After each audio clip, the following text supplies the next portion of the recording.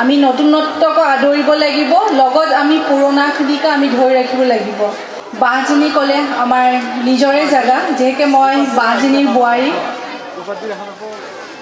আৰু আপোনালোকৰ চবৰে চিনাকি মোক জয়ন্ত মল্ল বৰুৱাৰ মই সহধৰ্মী হিচাপে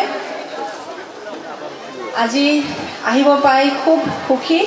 আৰু আমাৰ এই অনুষ্ঠানটোত জড়িত থকা আমাৰ সবখিনি নিজৰে ল'ৰা, গোটেইখিনি উপস্থাপক কৰ্মকৰ্তাসকলক মই ধন্যবাদ জ্ঞাপন কৰিছোঁ।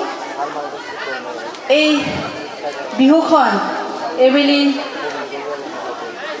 দ্বাদশ বাৰ্ষিক 10 বছৰ ধৰি আপোনালোকে বিহুখন পাতি আহিছে আৰু এইবাৰ প্ৰথমবাৰৰ কাৰণে মই ইয়াত উপস্থিত হৈছোঁ, ভাল লাগিছে মোৰ। আৰু আপোনালোকৰ এই বিহুখনৰ এতিয়া শেষ, আমাৰ বহাগী বিদায় আৰম্ভণিত এইবাৰ অকণমান অসুবিধা হ'ল, ইলেকশ্যনৰ সময় চলি আছিলে, বিহুখন পতাত দেৰি হৈছে, বহুত ঠাইতে এনেকুৱা হৈছে। যা নহওক, বিহু বুলি ক'লে, বহাগ বিহু বা ৰঙালী বিহু ক'লে আমাৰ অসমীয়াসকলৰ যিখিনি আমাৰ অসমীয়া ৰাইজ আছে চবৰ এটা আৱেগ জড়িত থাকে। আমি যেতিয়া বসন্ত পাছত বহাগী আহে, গছপাত বা আমাৰ প্ৰকৃতিয়ে ৰং সলায়, তেতিয়া আমাৰ মনত এটা বেলেগ আনন্দৰ আমি অনুভৱ কৰোঁ। আৰু এই সময়ত আমি বিশেষকৈ আমি অসমীয়াৰ নতুন বছৰ আৰম্ভ হয় আমাৰ বহাগৰ মাহটো। আমি সেই সময়ত আমি যিখিনি জ্যেষ্ঠসকল আছে, আমাৰ পৰম্পৰা হিচাপে, আমাৰ যি দায়িত্ব হিচাপে আমি সেইদিনাখন আটাই যিমানে গাঁৱত হওক চহৰত হওক চবেই একেলগে লগ হৈ আমি এই জ্যেষ্ঠ আটাইৰ পৰা আশীৰ্বাদ লওঁ আৰু বছৰটো ভালে ভালে যাওক বুলি আমি চবেই হেৰি কৰোঁ। ল'ৰা ছোৱালীক সদায় আমি মৰম দিওঁ।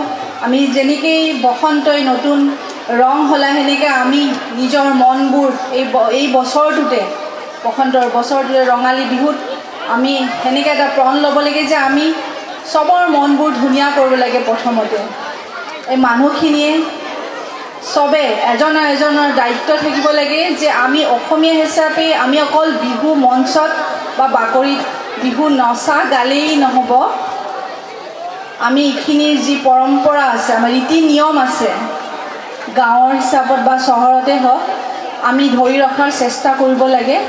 আমাৰ যিখিনি সৰু সৰু ল'ৰা ছোৱালী প্ৰজন্মৰ আছে বা উঠি অহা, আটাইকে মই ভাবোঁ যে তেওঁলোকক, আমাৰ যি অভিভাৱকসকল আছে তেওঁলোকে আমাৰ যি নীতি নিয়মখিনি আমি তেওঁলোকক বুজাই ক'ব লাগে আৰম্ভণিৰ পৰাই।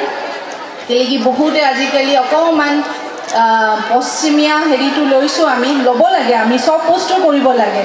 আমি নতুনত্বক আদৰিব লাগিব, লগত আমি পুৰণাখিনিক আমি ধৰি ৰাখিব লাগিব।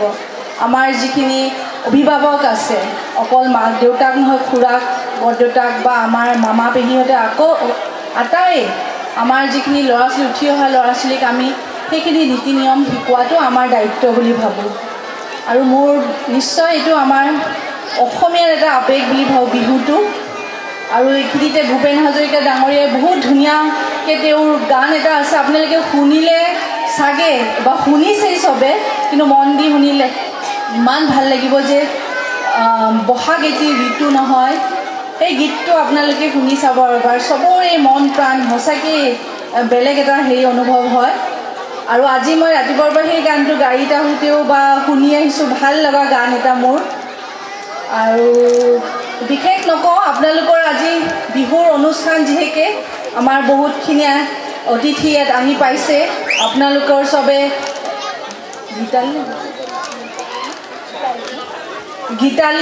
গীতালি কাকতিক মতা গৈছে আপোনালোকৰ ইয়াতে অনুষ্ঠান কৰিবলৈ।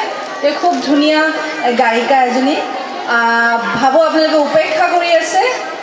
আৰু আপোনালোকৰ মই বেছি দেৰি নকৰোঁ, এই বছৰটোত চবৰে মংগল হয়, সুখ শান্তি হওক, সমৃদ্ধি হওক, আগন্তুক আমাকো আশীৰ্বাদ কৰক, যেন আমি ৰাইজৰ হকে যি ওলাই আহিছোঁ আপোনালোকৰ বিধায়কক আপোনালোকে সেই আশীৰ্বাদ কৰক। বছৰটোত যে তেওঁলোকে আপোনালোকৰ ৰাইজক যি মনৰ আশা আছে বা ৰাইজৰ কামখিনি সুকলমে কাম কৰি যায় আৰু আপোনালোকৰ ভৱিষ্যত ভাল কামনা কৰিলোঁ ভগৱানৰ ওচৰত প্ৰাৰ্থনা চবেই ভালে থাকক শান্তিপ্ৰিয় থাকক মংগলে থাকক সেই কামনা কৰি বা পুনৰবাৰ আটাইকে ৰঙালী বিহুৰ শুভেচ্ছা জ্ঞাপন কৰি আটাইৰ পৰা মই বিদায় মাগিছোঁ ধন্যবাদ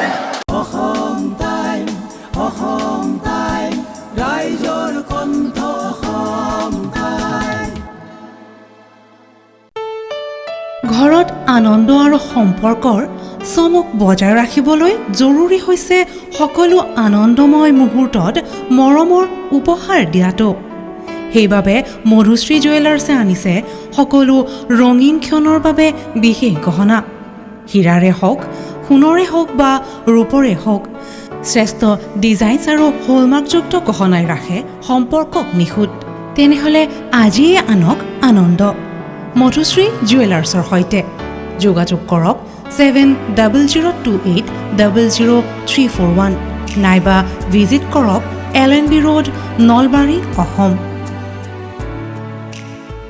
আপোনাৰ প্ৰিয় চহৰ নলবাৰীত নিজাববীয়াকৈ বসবাস কৰাৰ সপোন আছে নেকি চহৰৰ মাজমজিয়াত মাটি কিনি ঘৰ সাজি লোৱাৰ সমস্যাই দেখা দিছে নেকি সেই সমস্যা এতিয়া আৰু নাই চহৰৰ মাজমজিয়াত মাটি নিকিনাকৈ নিজে ঘৰ নসজোৱাকৈ এটা বিলাসী ঘৰৰ গৰাকী হ'ব পাৰিব আপুনি নলবাৰীত প্ৰথমবাৰৰ বাবে সেই সুবিধা আহিছে নলবাৰীত প্ৰথমটো ৰেৰাৰ দ্বাৰা অনুমোদিত আটকধুনীয়া এপাৰ্টমেণ্ট এতিয়া চহৰৰ গোপাল বজাৰত নিৰ্মাণ হৈ উঠিছে আটকধুনীয়া আহল বহল এপাৰ্টমেণ্ট তীৰ্থদ্বীপ এনক্লেভ